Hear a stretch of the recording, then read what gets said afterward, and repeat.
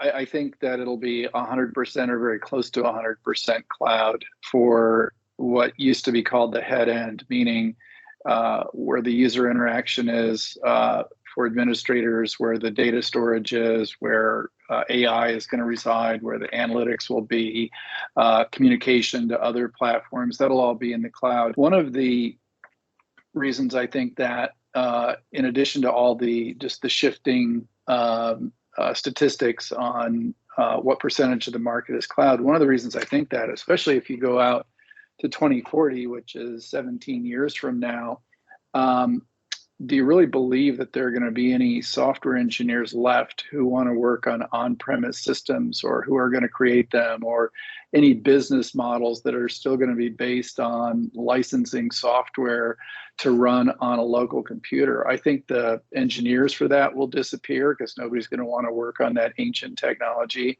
I think that the business models are going to disappear because they're not recurring revenue, and nobody will choose to run a business that way. Part of the biggest challenges is infrastructure. You know, one of the key areas of growth and security has been, you know, finally digitizing virtually the entire infrastructure, and that, we believe it or not, started, of course, in the 40s and 50s, and then the 60s and 70s. We saw the transformation, the digital wave, you know, transforming everything from you know, using the paper and abacus to the digitization of everything, right?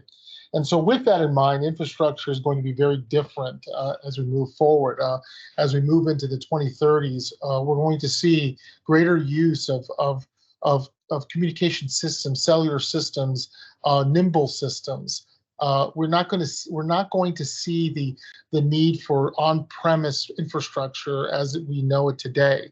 It's going to be more nimble as we use it. As we use our phones today, we're going to see security playing, you know, the same part. You know, devices at the edge that are communicating. There's more compute in the cloud than there is on the edge or on premise. I don't care how big a server you have from a traditional point of view. And if you want to do things that are interesting with AI, or things that are useful with AI, you're going to be doing that computing in the cloud, because there's so much more power there, there's more tools there, and it's more cost effective to do it there. So that's why I think it's going to shift for video as well as for access. All goes well, we should see a change in the internet of not communicating with a cloud anymore, but essentially we will be each other's cloud. And we will be communicating on a peer-to-peer basis rather than looking for the intelligence in this amorphous cloud and cloud service. If that doesn't happen, then a lot of other things will, you know, the advancements will become more and more protracted. Like robots will have to communicate with a cloud at all times. What if that cloud communications goes awry? Big issues.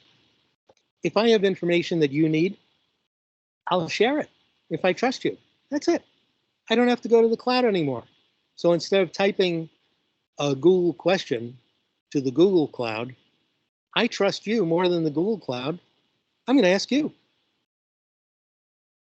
And you know what? You trust a lot of other people, and the security industry is going to help with this, and will become the framework for those types of trust procedures.